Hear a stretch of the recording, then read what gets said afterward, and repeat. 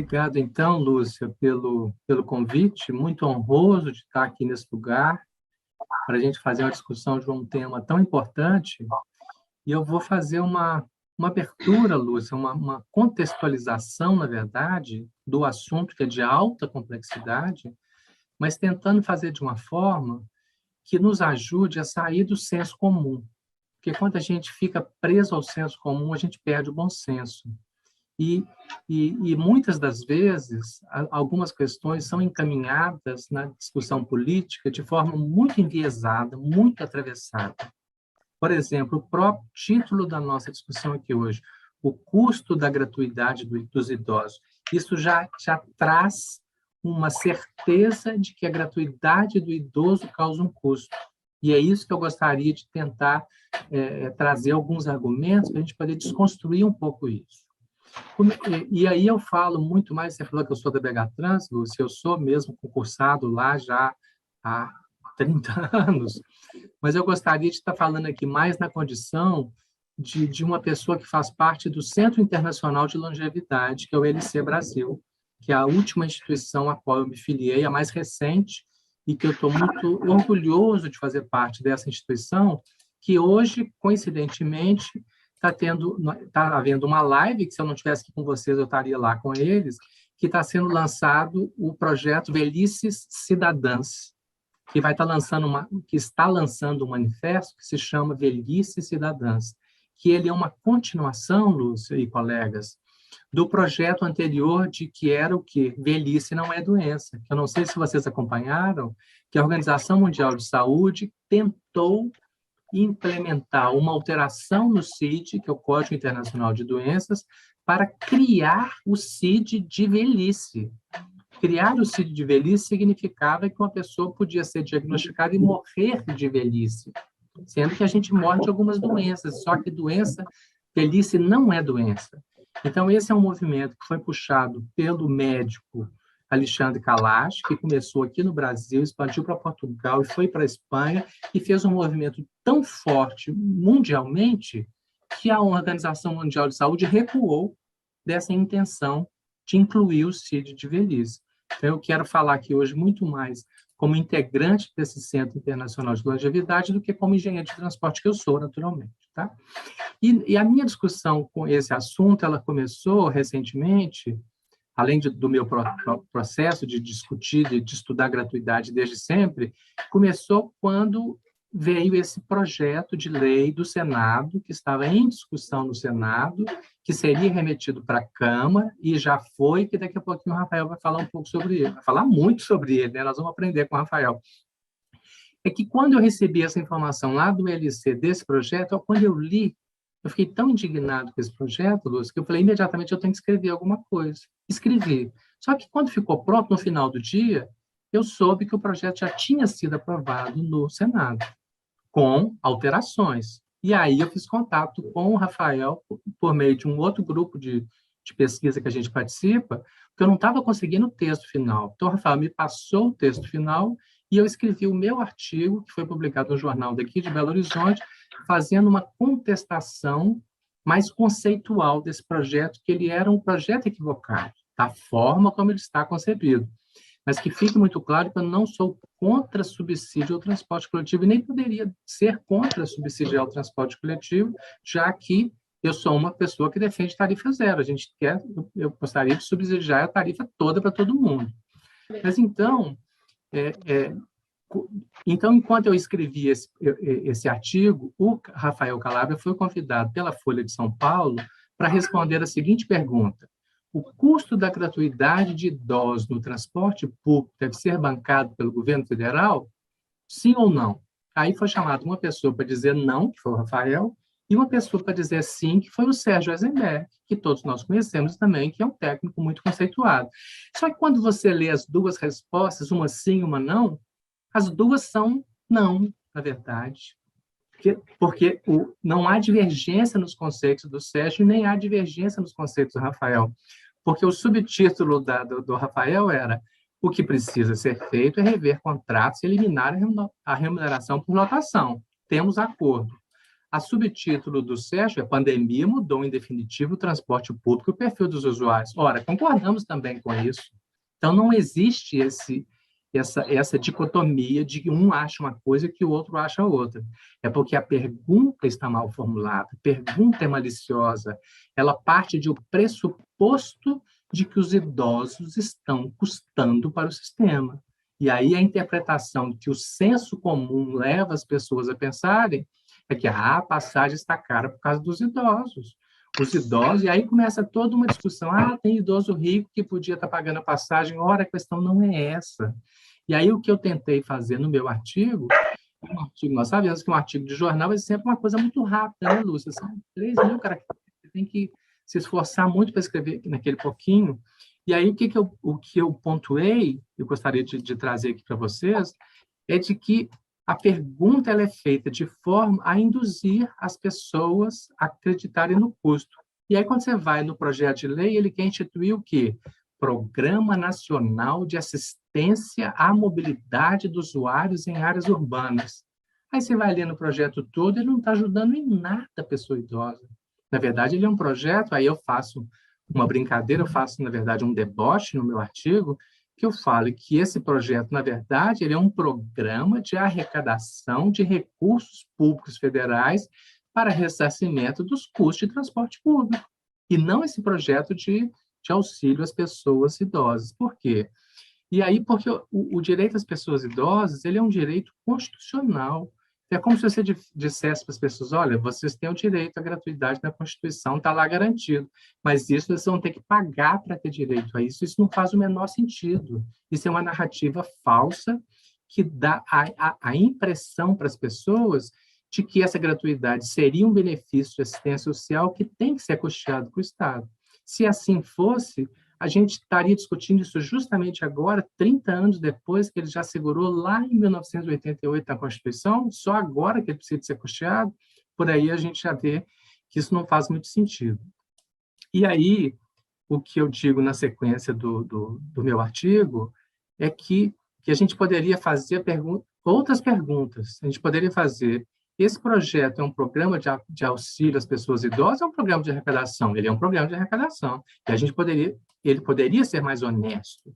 E aí a gente poderia perguntar: o direito constitucional à gratuidade das pessoas idosas exige um aporte em recursos públicos? Na minha avaliação, não existe isso, porque isso é uma falsa narrativa.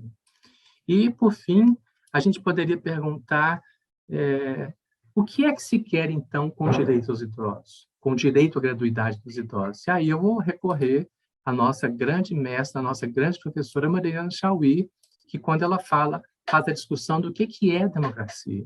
Aí ela foge desses clichês, né, liberais de dizer que a democracia, o sistema representativo, a garantia, a lei, a ordem, são clichês liberais, e ela vai dizer, aí eu vou citá-lo assim, nominalmente, abrindo aspas: o cerne da democracia, no entanto, que lhe dá sentido é a criação, a conservação e a garantia de direitos. E esses direitos, eles se erguem na forma de contrapoderes. Aí ela vai continuar dizendo, o que é um direito? Isso ela é uma aula magistral que ela tem, a gente pega na internet, pode ouvi-la falando, é beber sabedoria. Ela vai dizer, o direito não é uma necessidade, não é uma carência, nem um privilégio, não é nunca particular e nem específico. Ele é geral e universal, válido para todos os grupos e todas as classes. Quando se refere a grupos determinados, é um direito quando há uma universalidade de seu reconhecimento. E aí eu estou tomando isso por quê? Porque, para mim, na minha leitura, no meu entendimento da questão dos direitos do cidadão, do direito à cidade, principalmente, esse contrapoder, que é o direito da pessoa idosa, ele vai se erguer como algo que é reconhecido pela sociedade, né? Porque o que nós queremos na nossa sociedade hoje é que as pessoas idosas possam circular livremente. As que querem pagar ou que podem pagar não estão proibidas de pagar na roleta, não. Eu conheço muita pessoa idosa que entra no ônibus, passa na roleta, paga e vai lá para trás. Ou seja, você não está obrigando ninguém a andar de graça. O que você está dando é para uma parcela significativa da população é o direito de se locomover livremente pela cidade, sem ficar presa à necessidade de ter que pagar por isso. Então, a gente sabe que, muitas vezes, muitos dos nossos idosos, eles ficam reféns da possibilidade de estar pagando, né? Quer dizer, todos nós ficamos reféns, porque o transporte coletivo é sendo tratado como uma mercadoria. E enquanto a gente não faz essa migração dele deixar de ser uma mercadoria para passar a ser um direito de locomoção, de direito à cidade, de acesso à cidade, de pegar um ônibus simplesmente para flanar, para passear. Hoje, o que os liberais querem nos fazer acreditar é que o transporte coletivo é uma necessidade, que eu tenho que ir para o trabalho. Aí, muitas vezes, as pessoas falam, nossa, mas os idosos estão andando na hora do pico, eles deviam andar só na hora que o ônibus está vazio, né? Como se a culpa fosse deles do ônibus estar lotado. Mas, então, o que eu queria inicialmente pontuar é isso, Lucélia e Lúcia, mais para contextualizar essa questão do direito das pessoas idosas, é um direito constitucional, é a única categoria que tem esse direito garantido na Constituição, né? Que foi em 1988. Lembrando que, quando isso acontece em 1988, na verdade, ela vem para ampliar nacionalmente um direito que muitas cidades já davam localmente. Aqui em Belo Horizonte, por exemplo, esse direito foi concedido pela antiga Metrobel, que era a empresa pública de transporte de toda a região metropolitana, que concedeu por meio de uma portaria em 1984. E 4 anos depois, então, esse benefício é concedido como um direito constitucional para todas as pessoas idosas maiores de 65 anos. E, com o passar do tempo, algumas cidades concederam também para os idosos acima de 60 anos. Vou fazer um pequeno destaque aqui, porque aconteceu durante as jornadas de junho de 2013. Naquele momento, a pressão foi tão forte, foi tão violenta, que o governador de São Paulo e o prefeito de São Paulo, na época, Haddad Alckmin, resolveram que iam estender o direito da gratuidade de 65 anos para os idosos maiores de 60 anos. E estenderam, naquele momento. Quando vem agora, em plena pandemia, acontece um retrocesso, eles cancelam esse direito, eles tomam esse direito dessas pessoas. E quando a gente vê a formulação da professora Marilena Chauí, a gente vê que o direito não está sendo expandido, o direito está sendo recolhido. Então, esse contrapoder não está sendo devidamente reconhecido. É que o Rafael chegou no ponto exato. Isto é um artifício, todos nós sabemos que é um artifício, mas é um artifício ruim. E, como sendo um artifício ruim, nós devemos evitá-lo a qualquer custo. Queremos, e se possível, a gente parar de falar em subsídio. Nós queremos bancar alguns custos. E aí a ideia do Rio, esse projeto de lei, eu dei uma lida aqui na transversal aqui que o Valente postou, eu achei muito bom. Ele é muito lógico. Significa que o governo, ou os governos, ou parte dos governos, vão bancar parte dos custos. Isso é muito bom. E o artifício, volto a insistir, de a gente dizer que vai pagar pelos idosos é um artifício tão ruim, e a prova de que ele é ruim, que quando ele foi usado há 9 anos, lá em 2013, naquele acordo do Haddad com o Alckmin, que foi o que viabilizou, foi o que foi possível, eu entendo tudo isso, mas o artifício era tão ruim que agora, com uma canetada, ele caiu. Bastou o Dória e o Bruno Covas resolverem e acabou com o benefício de uma vez só. E se nós usamos agora, novamente, esse artifício para dizer que os idosos estão causando custo, nós vamos carimbar esse dinheiro. Daqui a 2 anos o dinheiro acaba, o que vai acontecer? A gratuidade dos idosos, que é um direito constitucional, vai acabar com uma penada só. E se tem uma coisa que todos nós temos certeza, ou 99,9% de todos nós, é que todos nós queremos ser idosos. Então, vamos subsidiar, ou vamos bancar o custeio, ou vamos passar dinheiro por habitante, e não por idoso. Porque quando você vincula essa coisa por idoso, significa que o idoso está causando custo. Volto a insistir, gente, isso é idadismo, isso é ageísmo, isso é preconceito contra a pessoa idosa. E aí eu volto a insistir, velhice não é doença, precisamos romper com esse vício. Isso é um vício muito antigo, o Rafael pontuou muito bem essa questão de da lógica liberal, da lógica empresarial, isso é mercadoria, a gente tem que quebrar com tudo isso, temos que ser ousados. Então, alguns artifícios a gente não deve usar. E, mal comparando, eu vou dizer para vocês que, num determinado momento, lá nos Estados Unidos, quando eles chegaram à brilhante conclusão que as pessoas brancas e as pessoas pretas não podiam conviver no mesmo lugar, o artifício que eles usaram foi separar o ônibus em duas partes. Os brancos entram na parte da frente, os negros entram na parte de trás.